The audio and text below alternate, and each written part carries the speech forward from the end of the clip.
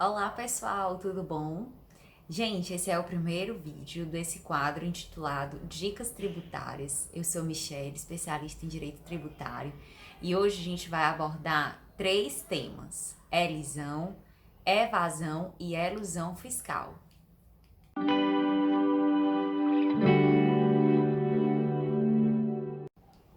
Gente, esses três temas que são bastante cobrados em provas de concurso público, OAB inclusive, tendem a dar um pouco de confusão na nossa cabeça.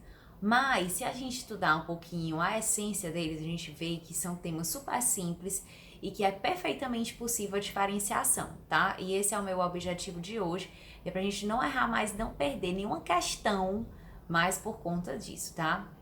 Então vamos lá. A elisão, gente, já vou dar aqui uma dica. Elisão que vem de lícito. A elisão fiscal, ela acontece quando o contribuinte, né, no seu direito ali de empresário ou de pessoa física, contrata um contador, contrata um advogado, ou ele mesmo pode fazer essa pesquisa de se planejar bem, né, fazer aquele planejamento tributário eficaz e lícito para que ele possa pagar menos tributo. Isso é um direito que cabe a ele e é totalmente natural que ele assim o faça, tá? Então, a partir desse planejamento, ele vai celebrar algum negócio jurídico, tá? Que vai ensejar numa menor tributação, seja numa não incidência ou numa isenção, ou seja, uma tributação a menor, tá? Para ele.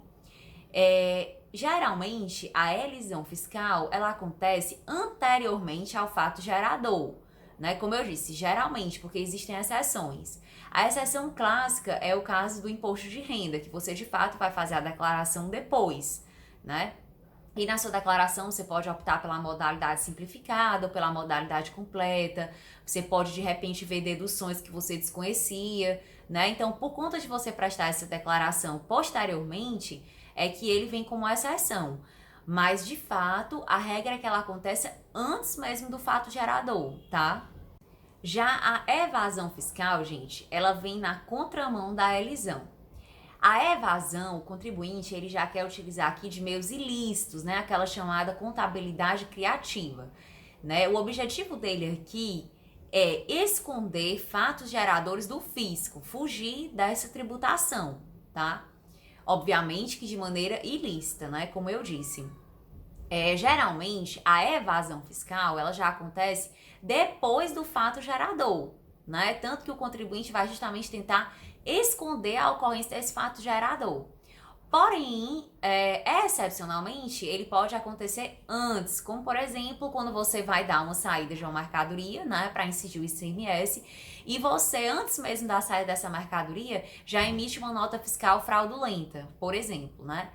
Esse é um caso à parte que ele é exceção, mas em regra a evasão acontece depois do fato gerador, tá? Gente, a elusão fiscal, nosso último tema a ser estudado aqui no vídeo, ela também é chamada de elisão ineficaz ou elisão abusiva, né? Pelos termos sinônimos, a gente pode inferir que ela, na aparência, né, ou seja, pela casca dela, digamos assim, ela está toda correta, né? Ela tem uma aparência bem lícita. Porém, na essência dela, ela não é, tá? Aqui acontece quando o contribuinte, ele faz uma simulação para dissimular a ocorrência de um fato gerador, né? Aqui é o que é chamado do abuso das formas, tá? A gente tem alguns exemplos, eu vou citar um exemplo clássico para a gente compreender bem. O exemplo clássico é quando você tem a constituição de uma empresa. Então, imagine que você tem o sócio A e o sócio B. O sócio A, ele integraliza um capital em dinheiro no valor de R$ 1 milhão, aí gozando daquela imunidade dada pela Constituição Federal ao ITBI, tá? E o sócio B entra com uma integralização de um patrimônio, de um imóvel, também no valor de R$ 1 milhão. Até aí tá tudo certo, o princípio da livre iniciativa, né? Eles estão constituindo uma sociedade, tudo ok.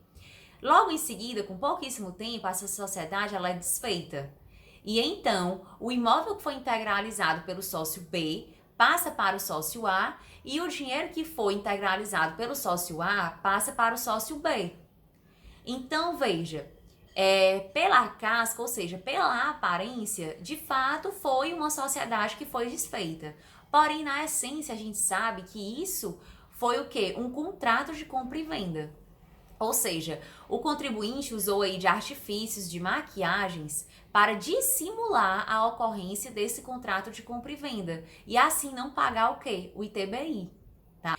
E é justamente por isso que a gente tem no artigo 116, parágrafo único, que eu vou ler para vocês, a previsão da norma anti-elisiva. Por quê?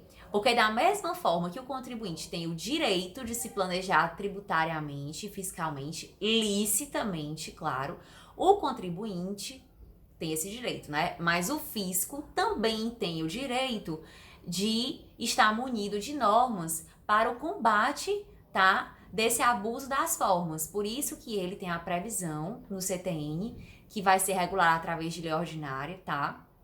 Que o artigo 116 do parágrafo único diz o seguinte: a autoridade administrativa poderá desconsiderar atos ou negócios jurídicos praticados com a finalidade de dissimular a ocorrência do fato gerador do tributo ou a natureza dos elementos constitutivos da obrigação tributária, observados os procedimentos a serem estabelecidos em lei ordinária. Então, gente, aqui uma dúvida que é muito recorrente também. Veja, a autoridade administrativa ela vai entrar em cena para fazer a cobrança do tributo e das penalidades que possam ser cabíveis. Porém, ela não vai desconstituir o negócio jurídico, ela não vai adentrar nisso, tá? Por exemplo, ela não vai desconstituir uma empresa, ela não vai entrar naquele mérito, ela vai apenas desconsiderar para fins de cobrar o tributo. Essa parte da desconstituição do negócio jurídico, ela vai entrar na esfera civil ou na esfera penal, a depender do caso, tá? Então, vocês têm que gravar isso. A autoridade administrativa, ela vai entrar em cena apenas para cobrar o tributo. Quando ela assim o fizer, ela sai de cena, tá? Outra ressalva, essa lei ordinária ainda não foi editada, porém isso não implica que na prática não aconteça, né? Vem acontecendo. O fisco utiliza das regras do processo administrativo de forma geral, garantindo ao contribuinte, obviamente, o contraditório e a ampla defesa, tá? Então, gente, é isso. Essa foi a nossa primeira dica. Espero que vocês tenham gostado. Se gostarem, dê o seu like, ative o sininho para as futuras notificações, tá bom? Forte abraço!